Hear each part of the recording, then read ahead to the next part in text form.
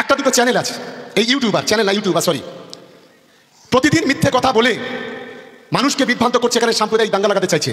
আমি বলবো যেখানে পারবেন এখানে এদেরকে কেলাবেন, তার জন্য যা একজন বিধায়ক যে শপথ নিয়েছে সংবিধানের, সে মঞ্চে দাঁড়িয়ে বলছেন সাংবাদিকদের কেলাও।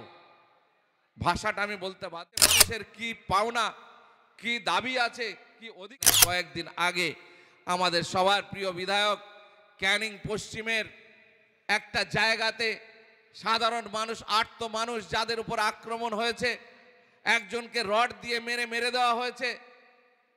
কারণ বলার জন্য নয়, আপনারা সবাই জানেন ভাঙড়ের মানুষের ভালোবাসা, ভাঙড়ের মানুষের ঐকান্তিক প্রচেষ্টায় তিনি আজকে গোটা পশ্চিমবঙ্গ তথা ভারতবর্ষের অসহায়, বঞ্চিত, নিপীড়িত মানুষের কণ্ঠ হিসাবে এই দেশ, রাজ্য, বিধানসভার মধ্যে প্রতিনিয়ত তোলপাড় করছেন।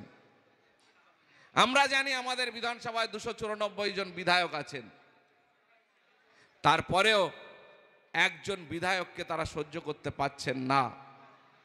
কারণ হচ্ছে গিয়ে তিনি মন্দির মসজিদ নিয়ে লাফালাফি করছেন না, মানুষের প্রয়োজনের কথা ভুলিয়ে দেওয়ার রাজনীতি করছেন না, তিনি মানুষের হকের কথা বলছেন, মানুষের চোখ খুলে দেওয়ার চেষ্টা করছেন, সাংবিধানিক অধিকারকে প্রতিষ্ঠা করার জন্য মানুষকে উজ্জীবিত করছেন।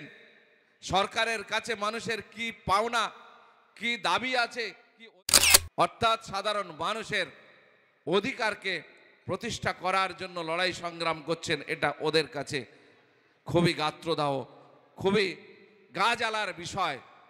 তাই আপনারা দেখছেন প্রতিনিয়ত একমাত্র একটা বিধায়ককে, মুখ্যমন্ত্রী থেকে শুরু করে তার চেলা চামটা যা আছে, অন্যান্য বিধায়ক সহ প্রতিনিয়ত তার বিরুদ্ধে কিভাবে কুৎসা করার চেষ্টা করছে।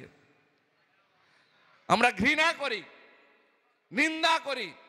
একজন বিধায়ক যে শপথ নিয়েছে সংবিধানের, সে মঞ্চে দাঁড়িয়ে বলছেন সাংবাদিকদের কেলাও। ভাষাটা আমি বলতে বাধ্য হলাম। সাংবাদিকদের পেটানোর কথা বলছে কেন? সাংবাদিকরা সঠিক তথ্য তুলে ধরছেন, ওনার অপকর্মগুলো তুলে ধরছেন, আর নওশাদ সিদ্দিকী মানুষের স্বার্থে যে লড়াই সংগ্রাম করছেন সেটাকেও মানুষের সামনে তুলে ধরার চেষ্টা করছেন। এটা সহ্য হচ্ছে না। সংবিধানের শপথ নেওয়া একজন বিধায়ক আর একজন বিধায়ক যাতে সাধারণ মানুষের কাছে পৌঁছাতে না পারে তার জন্য চেষ্টা চালাচ্ছেন, মানুষকে নিয়ে প্রতিরোধ গড়ে তুলে আক্রমণ করার চেষ্টা করছেন। নজিরবিহীন ঘটনা আপনারা জানেন। কয়েকদিন আগে আমাদের সবার প্রিয় বিধায়ক ক্যানিং পশ্চিমের একটা জায়গাতে সাধারণ মানুষ, আর্ত মানুষ যাদের উপর আক্রমণ হয়েছে, একজনকে রড দিয়ে মেরে দেওয়া হয়েছে। কারণবশত যারা মেরেছে তারা তৃণমূলের সমর্থক ছিল, যার কারণে তাদের সেইভাবে সরকারিভাবে, আইনিভাবে তাদের বিরুদ্ধে সেইভাবে পদক্ষেপ গ্রহণ করা হয়নি।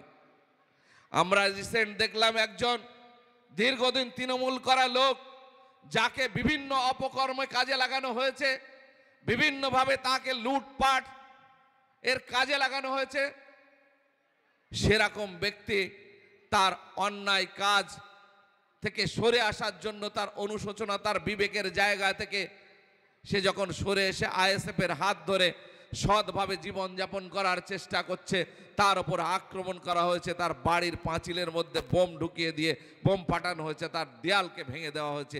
এই অত্যাচার সহ্য করতে পারেননি এমএলএ সাহেব। আমাদের প্রিয় বিধায়ক নওশাদ ভাইজান সেখানে যাওয়ার পরিকল্পনা করেছেন।